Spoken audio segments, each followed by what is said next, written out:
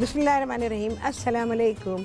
कैसे हैं सब लोग? दुआ है कि अल्लाह करे कि आप सभी लोग बहुत खैरियत से हों और शुक्र है रब्बुल आलमीन का कि जी हम भी ठीक हैं। अच्छा जी, ईद से पहले ईद की तैयारी आपके लिए खाने बनाए जा रहे हैं यहाँ पे, ताकि आप लोगों को ईद जब गोश्त बहुत सारा हो तो आपको अपना प्लान बनाने में कोई मुश्किल ना हो। तो यहाँ पर आप सभी लोग सीखने वाले हैं फ्राई धागा कबाब कैसे बनाएंगे। ये तो ज़रा मुश्किल काम है क्योंकि आपके लिए तो मसला आ जाएगा, मेरे लिए भी मसला है, क्योंकि यहाँ पर मैं कितने सारे कबाब बनाऊंगी और उनको मैं फ्राई करूँगी। तो मैं आपको सारे मेथड बताने वाली हूँ। और इसके अलावा इमली का शरबत बनाएंगे, बहुत ही आला, जो सेहत बख्श है और खानों के लिए इंतहाई सूटेबल और बहुत ही मुफीद। आप सभी लोग मुझे कॉल कर सकते हैं, जो दिल चाहता है बात कर सकते हैं, अपनी फरमाइशें दे सकते हैं। और कोई सवाल आपके माइंड में बकरीद से रिलेटेड, गोश्त से रिलेटेड, कुर्बानी के गोश्त से रिलेटेड सवाल ज़रूर कीजिए, ताकि आपकी नॉलेज बढ़े। बहुत सारे लोगों को जो नहीं मालूम है उनको पता चल सके। ठीक है जी।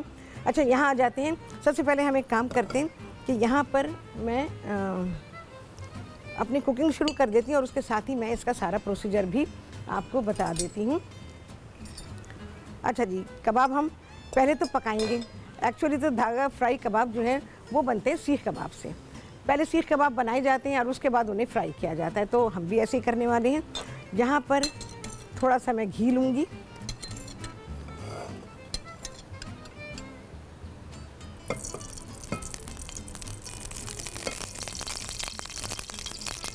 और यहाँ मेरे पास कबाब रखे हुए बने हुए, तो इनको मैं इसमें डाल दूँ, क्योंकि हम वैसे नहीं बना रहे जैसे कि कोयले की अंगीठी पे बनाया जाता है।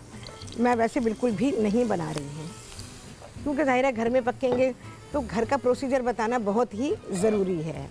ये सारे बना के रखे हुए, ये सारा प्रोसीजर अभी आपको मैं सिखाने वाली हूँ, क्योंकि ये कबाब अपने तौर पे पकते रहेंगे और मैं अपना काम करती रहूँगी। सारे के सारे डाल देंगे पकाने के लिए। इसके लिए कीमा अच्छा होना चाहिए, ऑब्वियसली अच्छा होगा, क्योंकि घर का गोश्त है, कोई उसमें बेईमानी नहीं है। बाज़ार से लेते हैं गोश्त में ना मालूम क्या कुछ होता है और गोश्त आपको अच्छा नहीं मिलता कि जिसका कीमा बनाया जा सके। चलिए जी, ये सारे ऐसे डालेंगे। कबाब हमारे फ्राई करने में अगर टूट भी जाएं तो कोई मसला नहीं, क्योंकि हमने इनको तोड़ ही देना है।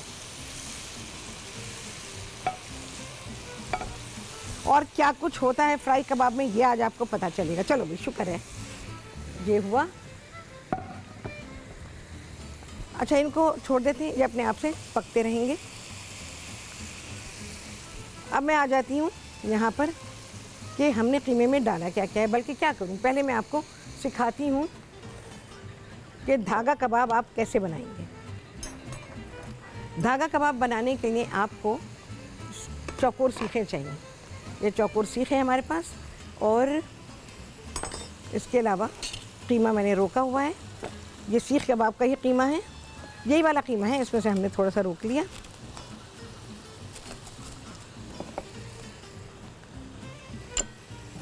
आपको धागा चाहिए होगा, ये ख़ास कबाबों पे को बांधने वाला धागा है।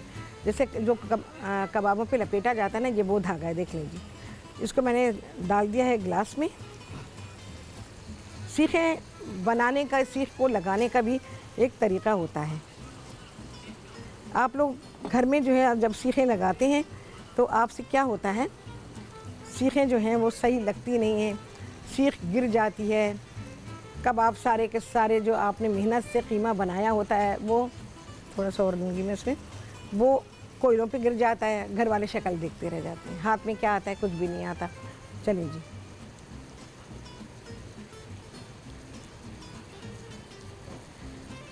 इसका कीमा जो होता है वो काफ़ी नरम होता है। हाथ पे को गीला करते रहेंगे। हल्का सा चिकना कीमा आपका होना चाहिए। बहुत बड़े बड़े कबाब घर में ना बनाएं, क्योंकि आप हैंडल नहीं कर पाएंगे।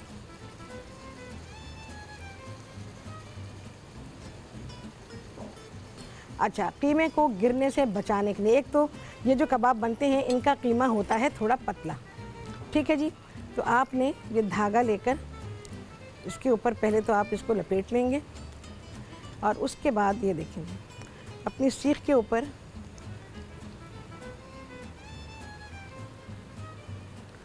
सीख को घुमा घुमा के तो आप ये धागा इसके ऊपर लपेट देंगे। आपको धागा किसी डब्बे में, किसी गिलास में, किसी चीज़ में रखना होगा, और तब ही आप इस धागे को इस्तेमाल कर पाएंगे। बस ये लिपट गया। और ये इसी तरह से आपने सीखें जो हैं, बाज़ार में तो भाई हाथ से तोड़ लेते हैं, उनको इतनी प्रैक्टिस होती है। ये देखें जी, हमारा जो कबाब है वो यहाँ पे धागा लग के तैयार हो गया। ठीक है, इस तरह से बनाएंगे। उसके बाद जो आपकी कोयले की अंगीठी है वो पहले से दहक रही होगी। ये कबाब आपके तैयार, सीखें रखी रहें धागा लगाकर, और उसके बाद आपने इन सीखों को सेक लेना है। और सेकने का जो तरीका है वो आप लोगों को मालूम ही है कि पहले कबाब जो है वो जब पकता है, देखें जी, जैसे समझ लें कि ये नीचे अंगीठी लगी हुई है, और जब कबाब आप रखेंगे तो हर चंद सेकंड के बाद उसकी साइड को तब्दील करेंगे, ऐसे तब्दील करते रहेंगे। और जब कबाब तैयारी पर होगा, वो आपको एक तो खुद पता चल जाएगा, उसकी खुशबू बता देगी कि कबाब तैयार हो चुका है। और उसके बाद फिर आपने इसको थोड़ा सा इसके ऊपर लगाना चाहें घी। अगर फ्राई करने हैं तो घी लगाने की ज़रूरत नहीं है, लेकिन अगर आप ऐसे ही इसको सर्व कर रहे हैं तो फिर आपको घी लगाने की ज़रूरत है। जब आपका कबाब तैयार हो जाए, फिर आपने लास्ट में इसके ऊपर कपड़ा रखें, मलमल का कपड़ा रखें, उसको घी में डुबोएं और कबाब पे ऐसे लगा दीजिए सब तरफ, और इस तरह से कबाब आपका तैयार हो जाएगा। उसके बाद आपने जब कबाब तैयार हो जाए, फिर आपने सीख को उतार लेना है, और जब खा रहे होंगे तो धागा निकाल दीजिएगा। ठीक है जी, तो ये हो गया धागा कबाब। एक और मैं बना के बता देती हूँ आप लोगों को।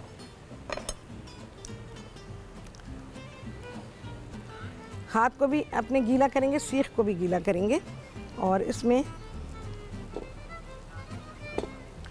बहुत बड़ी लंबी लंबी सीखें ना बनाएगा। एक तो घरों में जो अंगीठी होती है वो इतनी बड़ी नहीं होती है कि जिस पे लंबा सीख कबाब लग सके, तो दरमियाने साइज़ के ही बनाएं। कीमा इसका बहुत बारीक पिसा हुआ होगा और ज़रा सा पतला भी होता है। तो पतला होता है इसलिए वो नीचे गिरता है, तो उसको नीचे गिरने से बचाने के लिए आपने उस पर धागा बांधना है, धागा लपेट देना है बस। कोई शेप देने की ऐसी ज़रूरत नहीं है, क्योंकि धागा लग जाएगा, कबाब खुल जाएंगे, मतलब बंध जाएंगे इसमें, और उसके बाद हम इनको खोल कर धागा हटा के इनको फ्राई कर लेंगे। तो लिहाजा वो प्रेजेंटेशन के लिए होता है सब कुछ, कि जब आपने इसको प्रेजेंटेशन देनी है तो आपने शेप देना है।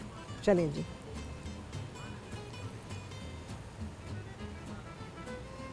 ठीक है जी, धागा लिपट गया। इससे आपका कबाब सिक्योर हो जाता है। ढीला ढीला बांधेंगे, टाइट नहीं, वरना वहीं से आपका कबाब टूट जाएगा। ठीक है, चलिए जी, क्या खुशबू आ रही है भाई। हालांकि अभी पक्के नहीं हैं, हो गया, कोई गिरहा नहीं होगी, कुछ भी नहीं होगा, ज़रा लपेट दें बस। इसको कट कर दिया हमने, और ये हमारा धागा कबाब हो गया तैयार। अब ये सिर्फ कोयलों पे पकने के लिए तैयार है। ठीक है जी, एक तरीका मैंने आपको ये बता दिया। दूसरा तरीका हमारा ये है, तो इस तरह से कबाब बनाएंगे, और उसके बाद ये फ्राई कैसे होंगे, ये सारी चीज़ें मैं आपको बताऊंगी। अच्छा जी, इसको तो मैं ज़रा यहाँ पे रख देती हूँ ताकि आप लोग देख भी सकें।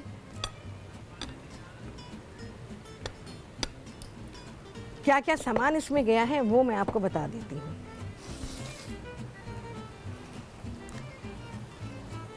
कबाब बनाने के बाद फ्रीज़ कर सकते हैं जी, क्वेश्चन आए मेरे पास। कबाब बनाने के बाद आप फ्रीज़ कर सकते हैं, लेकिन ज़्यादा ना करें। ये नहीं कि जी महीना भर के लिए कर दें, ये कबाब बिल्कुल सूख के लकड़ी हो जाएंगे। फिर आप 1 दिन के लिए कर सकते हैं, 2 दिन के लिए, बस इससे ज़्यादा ना करें। ठीक है, अच्छा, यहाँ पर मेरे पास जो कीमा है उसमें सारे रेशोज़ आपको मिल जाएंगे रेसिपी से। वो सॉरी, वो जो मेरी रेसिपी अभी रेसिपी कार्ड चलेगा उससे। प्याज जाएगी इसमें, अच्छा, इसके अलावा जाएगी इसमें हरी मिर्च,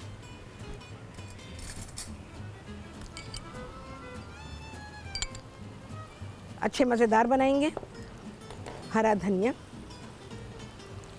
सारे मसाले मैं आपको बता रही हूँ। इतनी अच्छी खुशबू आ रही है, बस बयान से बाहर है। ऐसे भी खाए जा सकते हैं पकने के बाद, बहुत ही अच्छी खुशबू आ रही है। अच्छा जी, ज़रा सी हल्दी है और पिसी हुई लाल मिर्च,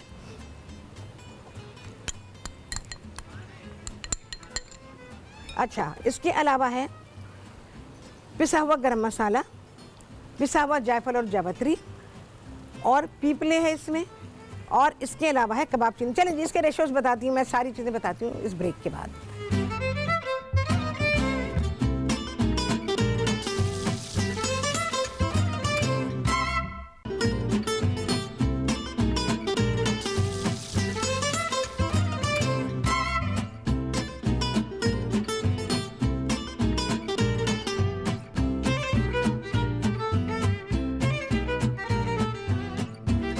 हाँ जी, वापसी हो गई है ब्रेक्स और आप सभी को कहती हूँ बहुत ही खुशामदीद अपने प्रोग्राम में।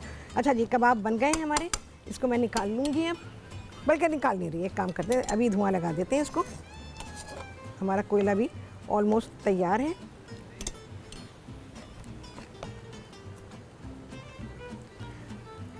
अच्छा जी, ये जो कोयला जला हुआ है, कितना ज़्यादा जला है, जो पोर्शन जला है भाई मैं वो ले रही हूँ।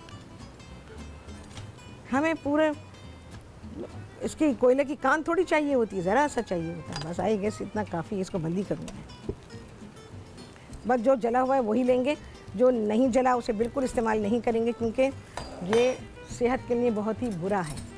अध जला कोयला सेहत के लिए बहुत ही बुरा है। चले भाई,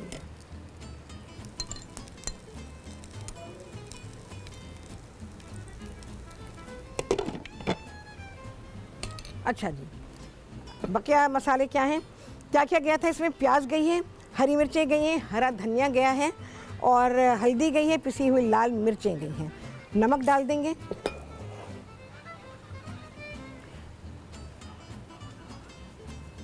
भैया आपको मैंने बताया रॉक सॉल्ट मैं इस्तेमाल करती हूँ। इसकी डलियाँ वलियाँ बन जाती, तोड़ दें, कोई मसला नहीं है, कुदरती है। अच्छा जी, अब है ये मसाले, इसमें है देखें, गरम मसाला है, पिसा हुआ जायफल और जावित्री है, कबाब चीनी है और पीपले है। कबाब चीनी मैंने 2 चाय के चमचे लिखा, आप 1 चाय का चमचा डालिएगा, 2 चाय के चमचे की ज़रूरत इसमें नहीं है। काफ़ी स्ट्रॉन्ग स्पाइस है तो कम डालिएगा। और क्या चीज़ है जी, जाएगा इसमें लहसुन, सिर्फ लहसुन डालेंगे, अदरक बाद में। चलें जी, सारी चीज़ें हो गई हैं, सारी चीज़ें मैंने इसमें डाल दी हैं। इसको अच्छा सा मिक्स करेंगे और फूड प्रोसेसर में इसको पीस लेंगे। बहुत अच्छा पीसेंगे। देखें, अगर कीमे में पट्टे होंगे तो वो अच्छा नहीं पीसेगा। हमारा कीमा थोड़ा मोटा है, ये बिल्कुल बारीक पेस्ट की तरह होना चाहिए। अगर ये पेस्ट की तरह होगा तो आपके कबाब जो है ना वो बेहतरीन बनेंगे, और उससे जो फ्राई धागा कबाब बनेंगे वो भी बेहतरीन बनेंगे। धागा बांधेंगे तो भाई धागा कबाब है, धागा नहीं है तो फ्राई कबाब है, ठीक है ना। तो ये सारी चीज़ें हो गई, ठीक है। मिक्स हुआ, फूड प्रोसेसर में गया, पीसा, आपने कबाबों का शेप दिया। चाहे तो आप इसको अंगीठी पे सेकें, चाहे आप इस तरह से पकाएं जैसे कि मैं पका रही हूँ, ठीक है। यहाँ पर इसको पीसने के लिए समझिए गया। अच्छा, अब क्या करेंगे, इसको थोड़ा छोड़ देते हैं 2-4 सेकंड के लिए, और चूल्हा मैंने बंद किया हुआ है। अच्छा जी, इमली का शरबत, थोड़ी सी इमली ले लीजिए, आधी प्याली इमली ली हुई है मैंने।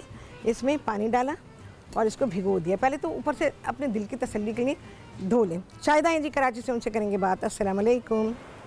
वालेकुम सलाम। शेफ रात, मुझे ये पूछना था, अगर आपने निहारी बनाई थी उसमें हाँ। 2 लंबी सी जो लकड़ियाँ थी उसका नाम मुझे याद नहीं रहा। निहारी में पीपले जी, पीपले पीपले, हाँ। अच्छा, वो जरा सा मेरे को ना रिकेप अगर आप बता देती किस तरह, तो जरा मेहरबानी होती आपकी बहुत। आप फेसबुक पे जाएं, पूरी रेसिपी लगी हुई है वहाँ पे, इतने सारे गरम मसाले हैं, कोई रह गया तो फिर क्या फ़ायदा होगा, है ना। अच्छा जी, फेसबुक पे पूरी रेसिपी मौजूद है, वहाँ से ले लीजिए, ठीक है। चलो भाई, यहाँ पर क्या किया, इमली को हमने पहले तो पानी से खंगाल लिया ऐसे ऊपर ऊपर से। उसके बाद इसको पे गर्म पानी डाला और गर्म पानी डाल के इसको भिगो दिया। भिगोने के बाद इसको मसल के हमने इसका पानी निकाल लिया। गूदा है पर ये पतला है, ठीक है। अच्छा, अब मैं इसमें डाल रही हूँ चीनी।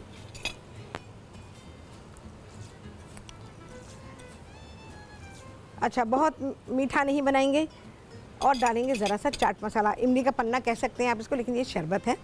और इसके बारे में मैं आपको बताऊं, उस वक्त तो जब छोटे थे तो कोई नॉलेज नहीं होती थी ऐसा सच के भाई ये चीज़ क्या है, ये किस मकसद के लिए है। यकीन जाने बचपन में इतना मैंने बनाया है। खट्टा कम बनाती थी मैं, खट्टे क्योंकि बहुत खट्टी चीज़ें मुझे पसंद नहीं है, बचपन से ही नहीं पसंद है, तो मैं ज़्यादातर मीठा बनाती थी, बस इमली घोली। अच्छा, इतना मुझे ज़रूर सेंस था, मैं उस इमली को पकाती थी, उसका रस निकाल दिया जैसे ये निकला हुआ है, फिर उसमें चीनी डाल के उसको पका लिया। अभी मैं ऐसा नहीं कर रही हूँ, आप चाहें कर सकते हैं। ये मैं अपने बचपन का बता रही हूँ, जब मैं ख़ुद से किया करती थी। तो उसके बाद वो बनाया हमने और ऐसे ही पीस लिया, ना उसके अंदर बर्फ़ ना कोई चीज़ नहीं होती थी, बस ऐसे ही पी लिया करते थे, और वो इतना लजीज लगता था कि बस मज़ा आ जाता था पीकर। इसमें आप चाहें बर्फ़ डाल सकते हैं, पानी डाल रही हूँ इसमें, और चीनी को अच्छी तरह घुला लेंगे। चाहें तो इसको आप पका भी सकते हैं, पका के ठंडा कर लें, और चाहें तो रूम टेम्परेचर पिएं या फिर इसमें आइस डाल के भी पी सकते हैं। ये मैंने क्यों बनाया है, ये ख़ास बकरीद के लिए आपको बताया है, क्योंकि गोश्त का इस्तेमाल बहुत ही ज़्यादा होगा। और चलिए ये हुआ, गोश्त का इस्तेमाल बहुत ही ज़्यादा होगा और फिर हाजमे के मसाइल आएंगे। ये एज अ मेडिसन भी है और एज अ बेवरेज भी है, तो आप इसको एज अ बेवरेज पी सकते हैं, लेकिन ये आपकी दवा है, ये आपके खाने को हज़म करने के लिए तैयार किया गया है। अच्छा जी, अब मैं क्या करूँगी, ये सारे कबाब हम निकाल लेंगे। आई थिंक मैं कढ़ाई भेजूँगी धोने के लिए, क्योंकि मुझे इसमें कबाब फ्राई करने हैं। कढ़ाई धुलकर आ जाएगी, उसके बाद सारे काम इसमें होंगे, ठीक है। अच्छा क्या करेंगे, ये कढ़ाई मैं इधर रखती हूँ, ये ले जाइएगा भी, मुझे वॉश करके दे दें। अब हमने क्या करना है, इन सारे कबाबों को तोड़ देना है। अच्छा, वो कीमा बिल्कुल पेस्ट की तरह होता है, क्योंकि उसको इस कदर प्रोसेस किया जाता है, फिर केमिकल ऐसे डाले जाते हैं कि जिससे गोश्त बिल्कुल हलवा हो जाता है। लेकिन हमारे पास ऐसा नहीं, क्योंकि मैंने ऐसा नहीं किया है, कोई चीज़ मैंने नहीं डाली है। कच्चा पपीता था मेरे पास, नहीं था तो मैंने नहीं डाला है। आपके लिए मैंने रेसिपी में लिख दिया है, आप वो डाल के गोश्त, इसको कीमे को रखेंगे ताकि उसमें गलावट आ जाए, और फिर उसके बाद आपने ये कबाब बना लेने हैं। चाहे तो मेरी तरह से बनाएं जैसे मैंने कढ़ाई में बनाए, नहीं तो आप सीख इस तरह तैयार कर सकते हैं जो मैंने आपको बताई है। अच्छा, अगर आपका कीमा बहुत ही अच्छा बिल्कुल नरम पेस्ट की तरह हो गया है, फिर आप क्या करेंगे, फिर तो आपको धागा लगाना पड़ेगा, कि अदरवाइज़ आपके सारे के सारे कबाब गिर जाएंगे नीचे। इसके लिए आपको थोड़ी परफेक्शन चाहिए, और ये वाला काम वही शख्स करे जिसको के आता हो करना और जिसे कि नॉलेज हो, ठीक है जी। वो कहेंगे राहत कबाब बनाए थे तो तोड़े क्यों, तो ऐसे ही तो बनते हैं फ्राई कबाब। पहले कबाब बनते हैं, सीखों पे लगा के अंगीठी पे सेके जाते हैं, उसके बाद फिर वो क्योंकि बिल्कुल पेस्ट होते हैं ना, तो इसलिए आपको तोड़ने की ज़रूरत नहीं होती। लेकिन हमारा पेस्ट नहीं है बिल्कुल, तो इस वजह से मुझे तोड़ना पड़ रहा है, अदरवाइज़ हमें बिल्कुल ज़रूरत नहीं थी तोड़ने की। चलो भाई, कढ़ाई आ चुकी है,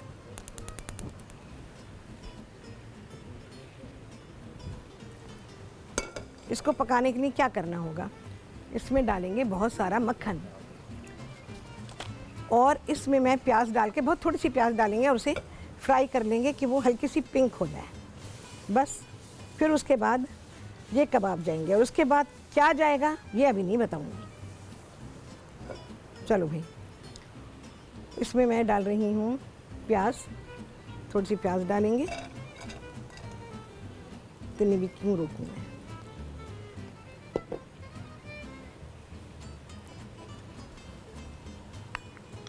मक्खन जाएगा, इस मक्खन में हम प्याज को फ्राई करेंगे। मैंने इसलिए भी डाल दिया कि ब्रेक आ जाएगा तो फिर इतना टाइम नहीं होगा प्याज को नरम होने का, तो इसलिए इसको फ्राई करने के लिए रख देते हैं। बिला वजह टाइम जाता है प्याज को फ्राई करने में। बिल्कुल बेहतरीन टूट गए हैं जी कबाब,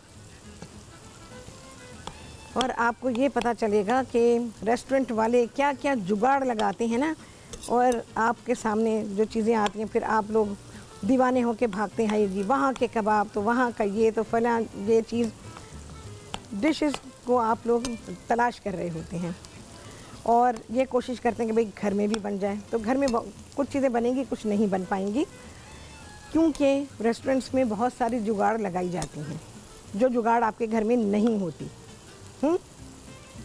बहुत सारी चीज़ें नहीं होती।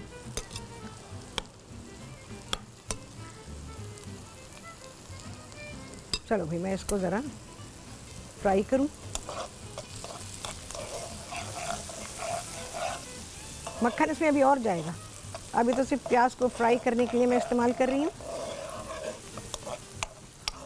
काफ़ी ज़्यादा मक्खन डाला जाता है इसमें। और क्या करेंगे, जब प्याज पिंक हो जाएगी तो मैं ये सारा का सारा इसमें डाल दूँगी, डाल रही हूँ मैं कबाब डाल दूँगी, इनको हम फ्राई करेंगे और आपको दिखाएंगे और क्या होगा इस ब्रेक के बाद।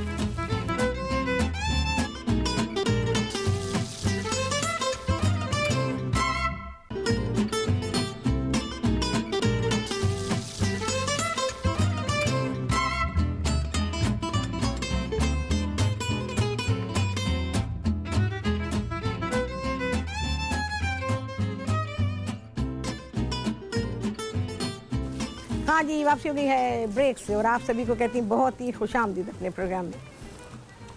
इतना लजीज है कि मैं आपको क्या बताऊँ, बस बनाएंगे तो आपको फिर पता लग जाएगा। अच्छा जी, थोड़ा सा इसको ऐसे मैश कर दीजिए। इसके अलावा और क्या करेंगे भाई, और मेटल की कढ़ाई में बनाए भाई। ये नॉन स्टिक कढ़ाइयाँ वढ़ाइयाँ जो होती हैं बकवास, बेकार, बिल्कुल मजबूरी है हमारी, टीवी पे इस्तेमाल करनी पड़ती है, तो कभी भी ना करूँ ऐसे खानों के लिए, तो मैं बिल्कुल भी ना करूँ।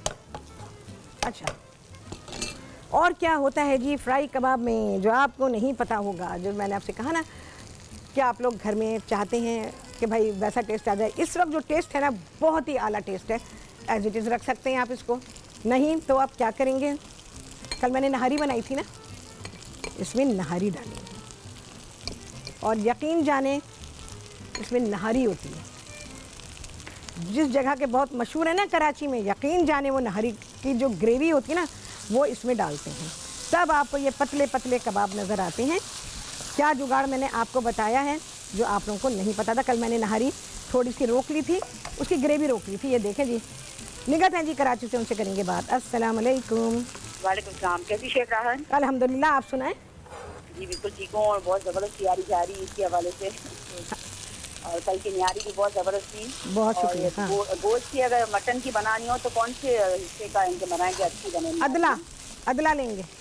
अच्छा हाँ, अच्छा, अदला मालूम है ना? नहीं अदला नहीं मालूम है, बाकी सब तो इससे पहले चीज़ों के नाम पता करो, निगत फिर पता है। हाँ। सीना है कि रान है, गर्दन है, नहीं नहीं, अदला वो है जिसको बोंग कहते हैं ना, अदला जिस पाई के ऊपर का जो गोश्त होता है। मटन में भी बोंग आता है? जी जी बिल्कुल आता है, और पाई का जो गोश्त होता है ना वो उसमें डाला जाता है, यानी पाई के ऊपर का जो गोश्त है वो बोंग है, वही अदला है। ठीक है। हाँ। और कल का मेरा सवाल रह गया लेमन का। अरे मैं क्या करूँ बस, और हाँ अभी भी मेरे कान में आवाज़ें हैं, तो चले खैर मैं बताती हूँ आपको। लेमन के लिए क्या करेंगे, लेमन फ्रीज़ नहीं करेंगे बिल्कुल भी, लेमन का जूस भी नहीं निकाल के रखेंगे। आप सुने, कॉल नहीं है लेकिन टीवी से सुने। अच्छा, क्या करेंगे, लेमन, हाँ लेमन मेरे पास है, चलिए जी ये देखें मैं करके बता रही हूँ आपको। देखें जहाँ जहाँ लेमन की डंडी होती है वो हिस्सा, ये लेमन की डंडी, यहाँ से डंडी अगर है तो हटा दीजिए, वैसे लेमन में आमतौर पे होती नहीं है। ये मैं ज़रा कम करूँ। लेमन की डंडी जहाँ होती है इस हिस्से पे क्या करेंगे, मोमबत्ती जलाइए, वैक्स पिघलेगा, ये समझ लें वैक्स है। ठीक है, ये मक्खन है मेरे पास लेकिन समझे ये वैक्स है। आपने वो पिघला हुआ वैक्स यहाँ पे डाला, इस सुराख को पहले बंद करेंगे, उसके बाद वही वैक्स लेकर आपने पूरे लेमन पे फेर देना है, बस ऐसे। और अगर ये पूरा नहीं है तो फिर आप क्या करेंगे, और ले मोमबत्ती का पिघला हुआ वैक्स पूरे लेमन पे लगा दें और इन लेमन्स को रख दीजिए।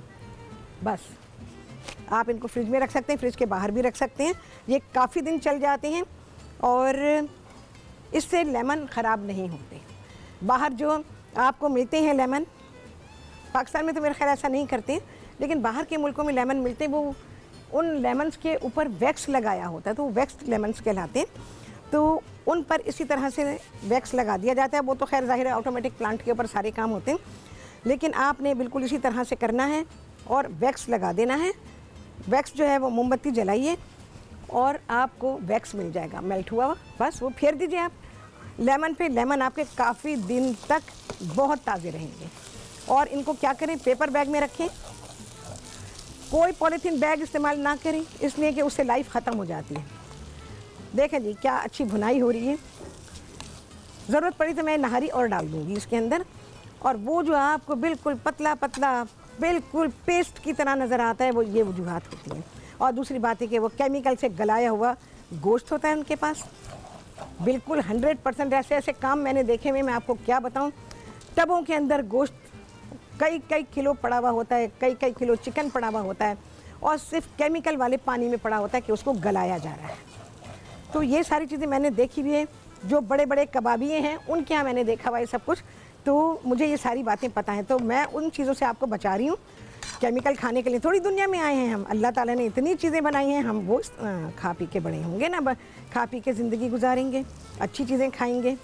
देखें ये भी अपनी उस पर आ रहा है शक्ल पे, लेकिन कीमा मेरा बिल्कुल मैं आपको क्लियर बता रही हूँ मोटा है। और कीमा जो है फिर उसको सबसे बड़ी बात है कि मसाला लगाया गया तो गलावट का टाइम नहीं मिला। चले जी, आ गया है ब्रेक, इसके बाद अब आएगा खाना आप सभी के सामने इस ब्रेक के बाद।